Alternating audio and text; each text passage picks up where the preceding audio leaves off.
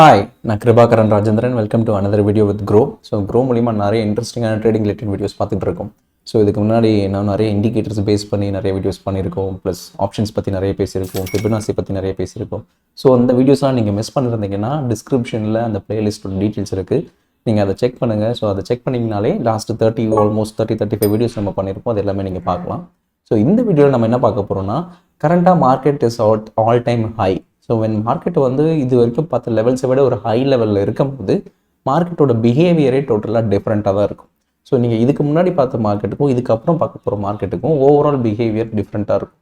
So அப்படி இருக்கும்போது என்ன கைண்ட் ஆஃப் ட்ரேடிங் அப்ரோச் நீங்கள் வச்சு பண்ணால் பெட்டராக இருக்கும் அப்படின்றது தான் இந்த ஓவரால் வீடியோவில் பார்க்க போகிறோம்.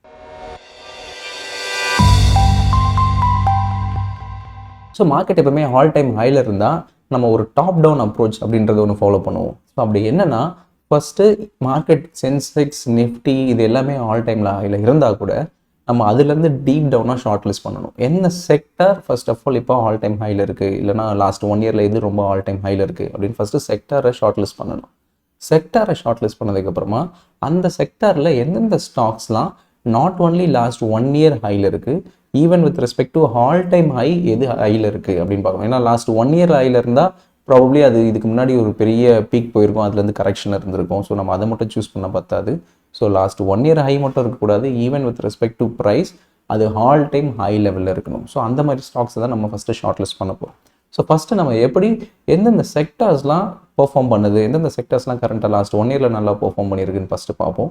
அதுலேருந்து எந்தெந்த ஸ்டாக்ஸ் நல்லா எப்படி பெர்ஃபார்ம் பண்ணியிருக்கு அதை எப்படி ஷார்ட் லிஸ்ட் பண்ணுறதை பார்க்கலாம். ஸோ இப்போ பார்த்துட்டு இருக்கிறது பார்த்தீங்கன்னா ட்ரெண்ட் லைன் ஒரு வெப்சைட். அந்த வெப்சைட்டில் வந்து லாஸ்ட் 1 இயரோட டோட்டல் இண்டிசஸோட அனாலிசிஸ் எப்படி பெர்ஃபார்ம் பண்ணியிருக்கு அப்படின்னு காமிப்பாங்க. ஸோ அதில் அதோட ஹீட் மேப் தான் இது. அதில் பார்த்தீங்கன்னா எந்தெந்த செக்டர்ஸ்லாம் ஹைலி அப்ரிஷியேட் ஆகிருக்கு இந்த லாஸ்ட் 1 இயரில் அப்படின்னு போட்டிருப்பாங்க. ஸோ அதில் பார்த்தீங்கன்னா for an example S&P BSE SME IPOன்னு ஒன்று இருக்குது. ஸோ அது வந்து இந்த ஸ்மால் அண்ட் மீடியம் என்டர்பிரைசஸ் லேட்டஸ்ட்டாக லிஸ்ட் பண்ண அந்த IPO கம்பெனிஸ்.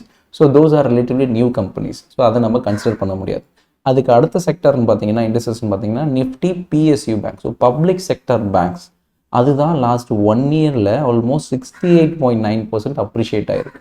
ஸோ நம்ம ஷார்ட் லிஸ்ட் பண்ண வேண்டியது இந்த ஸ்பெசிஃபிக் செக்டர், பிகாஸ் இந்த செக்டர் தான் லாஸ்ட் 1 இயரில் அதிகமாக அப்ரிஷியேட் ஆகிருக்கு. ஸோ இப்போ நம்ம அந்த செக்டரில் எந்த ஸ்டாக்ஸ்லாம் நிறைய அப்ரிஷியேட் ஆகிருக்கு அப்படின்றத பார்த்துட்டு அதை நம்ம ஷார்ட் லிஸ்ட் பண்ணி எப்படி ட்ரேட் பண்ணலாம் அப்படின்றத பார்க்கலாம். ஸோ இப்போ நம்ம பார்த்துட்டு இருக்கிறது பார்த்தீங்கன்னா லாஸ்ட் ஆல்மோஸ்ட் ஒரு 10-15 இயர்ஸோட நிஃப்டி PSU பேங்கோட இண்டிசஸ் சார்ட். ஸோ ஓவராலாக PSU இண்டிசஸ் பேங்க் இருக்கு இல்லையா, ஸோ அந்த PSU பேங்கோட ஓவரால் எப்படி நிஃப்டி சார்ட் இருக்கோ அந்த மாதிரி இந்த PSU பேங்க் சார்ட் இது. ஸோ நீங்கள் பார்த்தீங்கனாலே தெரியும், லாஸ்ட் 2010 தான் 10-11 அந்த டைமில் தான் இந்த PSU பேங்க்ஸ் பயங்கர பீக் போச்சு, பப்ளிக் செக்டர் பேங்க்ஸ். அதுக்கப்புறமா பார்த்தீங்கன்னா கம்ப்ளீட் டிக்ளைனில் தான் இருந்தது. அண்ட் 2020 கிராஷுக்கு அப்புறமா அது ஸ்டார்டட் ரெக்கவரிங். ஸோ இப்போ ஆல்மோஸ்ட் பார்த்தீங்கன்னா இந்த ப்ரீவியஸ் பீக் 2010 பீக்கை தான் கிராஸ் பண்ண போயிட்டுருக்கு. ஸோ ஆல்மோஸ்ட் லாஸ்ட் 12 இயர்ஸ் ஹையை கிராஸ் பண்ண இன்னும் கொஞ்ச நாள் தான் இருக்குது, இன்னும் கொஞ்சம் லெவல்ஸ் தான் இருக்குது. அது கிராஸ் பண்ணிடுச்சுன்னா it can even go up much higher price. So இப்போ நம்மளோட செக்டர் நம்ம ஐடென்டிஃபை பண்ணிட்டோம். இந்த செக்டரில் எந்த ஸ்டாக் நம்ம வாங்குறது அப்படின்னு நம்ம பார்த்தோம்னா இந்த ட்ரெண்ட் லைன் இந்த வெப்சைட்டில் கிளியர் கட்டாக ஈஸியாக எந்தெந்த ஸ்டாக்ஸ்லாம் இருக்குது இந்த PSU sector. For example central bank of India, Punjab and Sind bank, Indian overseas, UCO bank, Indian bank, இது எல்லாமே பப்ளிக் செக்டர் பேங்க்ஸ். ஸோ இந்த பப்ளிக் செக்டர் பேங்க்ஸில் எதுலாம் என்னென்ன ட்ரெண்டில் இருக்குது. இப்போ ஃபார் அன் எக்ஸாம்பிள் இன்னைக்கு பர் டே ஹை லோ எதில் எங்கே இருக்குது, week high, month high, quarter high, அந்த மாதிரி எல்லாமே அதில் டிஸ்பிளே ஆயிருக்கு. ஸோ நம்ம இதில் என்ன ஃபஸ்ட்டு பார்க்கணுன்னா இதெல்லாம் லாஸ்ட் 1 இயர் ஹையில் இருக்குது அப்படின்றத பார்ப்போம். ஸோ இப்போ லாஸ்ட் 1 இயரில் அதிகமாக அப்ரிஷியேட் ஆகுன்னு பார்த்தீங்கன்னா UCO bank. So UCO bank பார்த்தீங்கன்னா ஆல்மோஸ்ட் 150.2%. ஸோ ஆல்மோஸ்ட் 150% இன்க்ரீஸ் ஆகிருக்கு லாஸ்ட் 1 இயரில் மட்டும் யூகோ பேங்க். அதுக்கப்புறம் Punjab Sindh bank, union bank, இது எல்லாமே லாஸ்ட் 1 இயரில் பார்த்தீங்கன்னா மோர் தென் 100% அப்ரிஷியேட் ஆகிருக்கு. ஸோ இது எல்லாமே ஃபைன், ஓகே, ரீசெண்ட் அப்ரிசியேஷன். நமக்கு என்ன வேணும்னா ஆல் டைம் ஹை லாஸ்ட் 10 இயரில் இப்போ தான் ஹையஸ்ட் ப்ரைஸே வந்திருக்கு அப்படின்றது இதெல்லாம் பார்த்தோம்னா for an example State Bank of India. So அதுதான் வந்து நம்மளோட லிஸ்ட்டில் டாப்பில் இருக்குது. இப்போ பார்த்தீங்கன்னா இந்த லாஸ்ட் 10 இயர் ஹைலோ நீங்கள் ஷார்ட் பண்ணாலே தெரியும் எந்தெந்த ஸ்டாக்ஸ்லாம் almost near to all time high இருக்குன்னு பார்த்தீங்கன்னா State Bank of India, India bank, bank of Baroda. So இதுதான் டாப் 3. ஸோ நீங்கள் இந்த செக்டர் ஐடென்டிஃபை பண்ணதுக்கப்புறமா என்னோட டாப் 3 ஸ்டாக்ஸ் நான் பிக் பண்ணணுன்னா நீங்கள் இயர்லி பேசிஸில் ஷார்ட் லிஸ்ட் பண்ணுறதை விட last 10-year high low price வச்சு நீங்கள் ஷார்ட் லிஸ்ட் பண்ணிங்கன்னா எது இப்போ almost near to the highest all time price level அப்படின்றது காமிக்கும். So all time high last price பார்த்தீங்கன்னா 629 rupees SBI பேங்க். ஸோ இப்போது இந்த 629 rupees and currently it is trading at 586 rupees. So நீங்கள் என்ன வெயிட் பண்ணலாம்னா you wait for the SBI bank to make new all time high. So 629 இருக்கு இல்லையா, அது எப்போ 629 கிராஸ் பண்ணுதோ அப்போ பை பண்ணுங்க. ஏன்னா இப்போ அதோட லெவல் கம்மியாக இருக்குன்னு சொல்லி நீங்கள் பை பண்ணிங்கன்னா இன்கேஸ் மார்க்கெட் ரிவர்ஸ் ஆகிடுச்சுன்னா அது ப்ராப்ளம் ஆயிரும். ஸோ நீங்கள் wait for the confirmation. So எப்போவுமே பேங்க் ஒரு particular stock, any kind of stock அதோட ஆல் டைம் ஹையை கிராஸ் பண்ணிடுச்சுன்னா it will keep making new all time high. So 629 level இது கிராஸ் ஆகிடுச்சுன்னா SBI bank can move much higher. So SBI bank வந்து நீங்கள் one of the short listed கேண்டிடேட்டாக வச்சுக்கலாம். So அதே மாதிரி ஒவ்வொரு செக்டர்லேருந்து நீங்கள் ஒவ்வொரு ஸ்டாக் கூட சூஸ் பண்ணலாம். So for example Nifty PSU பேங்க்கில் பார்த்த வரைக்கும் நம்ம SBI ஸ்டாக் பார்த்தோம். அந்த SBI ஸ்டாக் தான் ஆல்மோஸ்ட் 10-year ஹையை கிராஸ் பண்ணி போகிற மாதிரி இருக்குது. ஸோ அது எப்போ அந்த ஆல் டைம் ஹையை கிராஸ் பண்ணி போகுதோ அப்போ நீங்கள் பை பண்ணுற மாதிரி வச்சுக்கோங்க. ஸோ நீங்கள் பார்த்துட்டு இருக்கிறது SBI chart. As you can clearly see almost for the last complete 2 decades இப்போ தான் SBI ஹையஸ்ட் ப்ரைஸை நோக்கி போயிட்டுருக்கு. ஸோ இப்போ ஹையஸ்ட் ப்ரைஸ் பார்த்தீங்கன்னா இந்த லெவல் தான் ஹையஸ்ட் ப்ரைஸ். ஸோ ஒன்ஸ் இந்த லெவல் கிராஸ் ஆகிடுச்சுன்னா, ஸோ இதுதான் அந்த ஹையஸ்ட் லெவல் ஆல்மோஸ்ட் 629. ஸோ இந்த 629 எப்போ பிரேக் அவுட் பண்ணி போகுதோ it can keep making new further highs. So இந்த லெவலில் நீங்கள் க்ளோஸாக வாட்ச் அவுட் பண்ணுங்கள். ஸோ அந்த மாதிரி ஒவ்வொரு செக்டாரில் இருக்கிற டாப் ஸ்டாக்ஸ் எது ஆல் டைம் ஹை கிராஸ் பண்ணி போக போகுதுன்னு பார்த்துட்டு அதை ஷார்ட் லிஸ்ட் பண்ணி நீங்கள் ட்ரேட் பண்ணாலே you can make huge returns.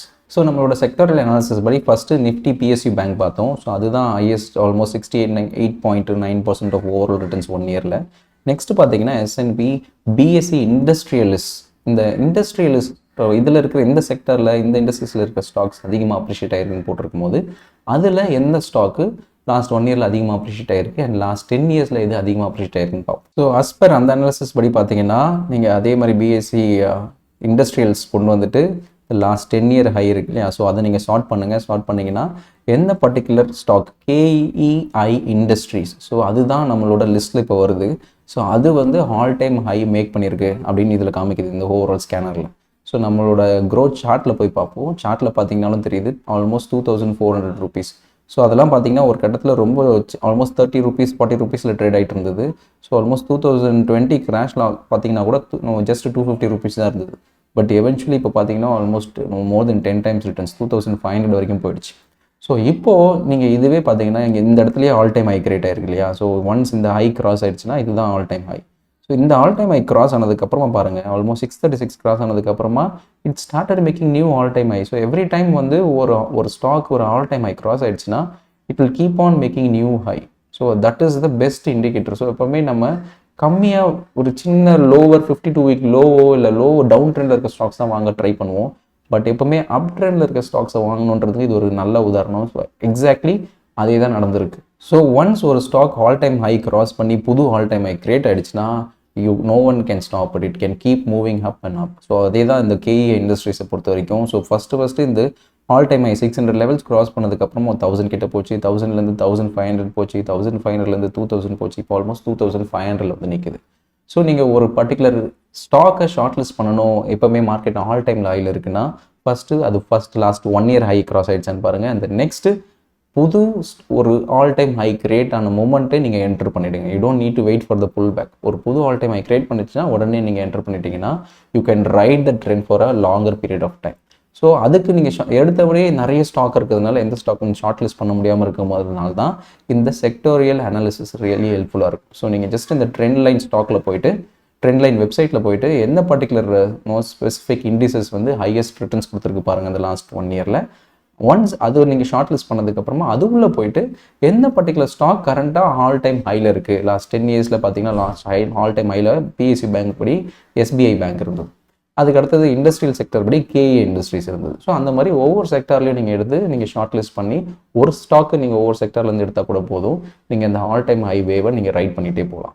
So நீங்கள் ஸ்டாக் ஐடென்டிஃபை பண்ணிட்டீங்க, லாங் போயிட்டீங்க, பட் எப்போ எக்ஸிட் பண்ணணும்னு தெரியலனா உங்களுக்கு பெஸ்ட் எக்ஸாம்பிளே வந்து சூப்பர் ட்ரெண்ட் உங்களுக்கு கரெக்டாக போதும். நீங்கள் வீக்லி டைம் ஃப்ரேம் செலக்ட் பண்ணி நீங்கள் பார்த்தீங்கன்னா இந்த சார்ட்டில் நான் வீக்லி டைம் ஃப்ரேம் செலக்ட் பண்ணியிருக்கேன் அண்ட் நார்மல் சூப்பர் ட்ரெண்ட் தான் அப்ளை பண்ணியிருக்கேன். அண்ட் எப்போ கரெக்டாக அந்த இடத்துல பை வருதோ, சூப்பர் ட்ரெண்டில் பொறுத்த வரைக்கும் 2021 பை வந்திருக்கு, இந்த இடத்துல பை வந்திருக்கு. பட் ஆனால் ஆல் டைம் ஆகி இங்கே தான் கிராஸ் பண்ணியிருக்கு. ஸோ சூப்பர் ட்ரெண்டில் பை வந்தவொடனே உடனே பை பண்ணாமல் வெயிட் பண்ணுங்கள். ஒன்ஸ் இந்த ஆல் டைம் ஹை கிராஸ் ஆன உடனே நீங்கள் பை பண்ணிடுங்க. ஸோ அப்படி பார்த்தீங்கன்னா ஆல்மோஸ்ட் இந்த 600 லெவல்ஸில் பை பண்ணியிருப்பீங்க. இப்போ மார்க்கெட் ஆல்மோஸ்ட் 2500 லெவல்ஸில் இருக்குது. ஸோ அது வரைக்கும் சூப்பர் ட்ரெண்டும் அப்படியே ட்ரையல் ஆகிட்டே போகுது. இப்போ சூப்பர் ட்ரெண்டோட லெவல் பார்த்தீங்கன்னா 2049. ஸோ இந்த 2049 தான் சூப்பர் ட்ரெண்டோட ட்ரையலிங் லெவல். எப்போ இதுக்கு கீழே க்ளோஸ் ஆகுதோ அப்போ தான் நம்ம இந்த ஸ்டாக்லேருந்து எக்ஸிட் பண்ணியிருப்போம். ஸோ பேசிக்கலாக ஃபஸ்ட்டு ஆல் டைம் ஹை எப்போ கொடுக்குதோ அந்த இடத்துல சூப்பர் ட்ரெண்டும் பை கொடுத்ததுன்னா நம்ம என்டர் பண்ணிடுவோம். அண்ட் எக்ஸிட்டுக்கு ஜஸ்ட் சூப்பர் ட்ரெண்டோட ஓவரால் எப்போ இந்த லெவலுக்கு கீழே க்ளோஸ் ஆகுதோ அப்போ நம்ம எக்ஸிட்டாக வச்சுக்கலாம்.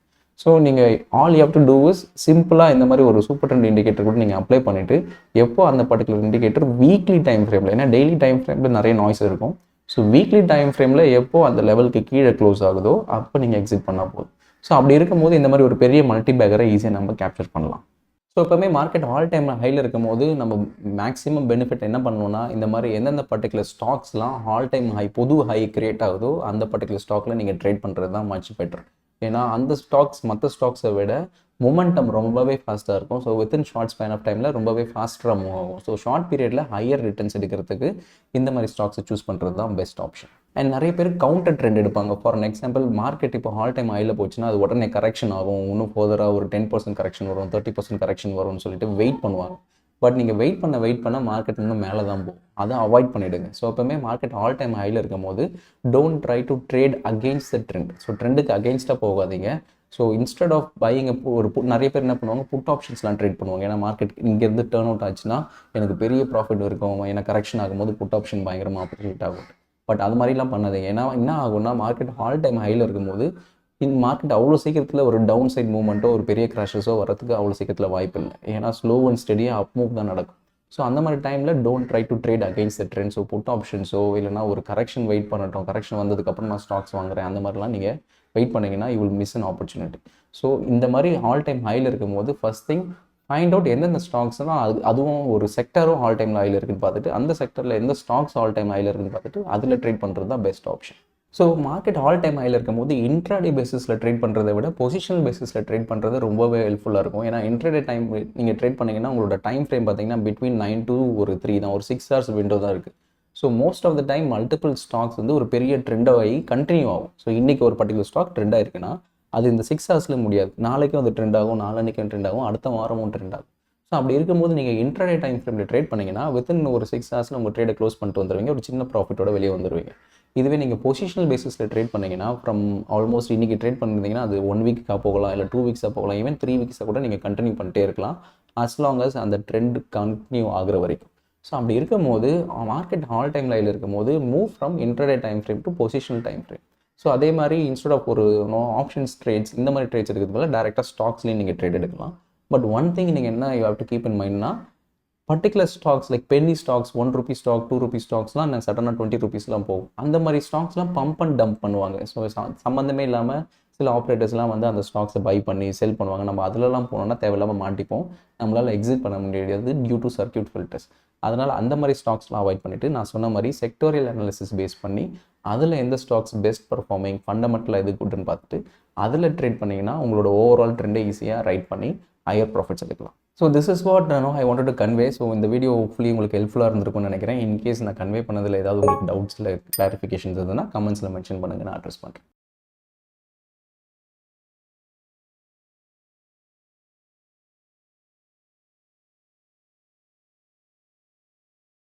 Investment in securities market are subject to market risks. Read all the related documents carefully before investing. Please read the risk disclosure documents carefully before investing in equity shares, derivatives, mutual fund, and or other instruments traded on the stock exchanges.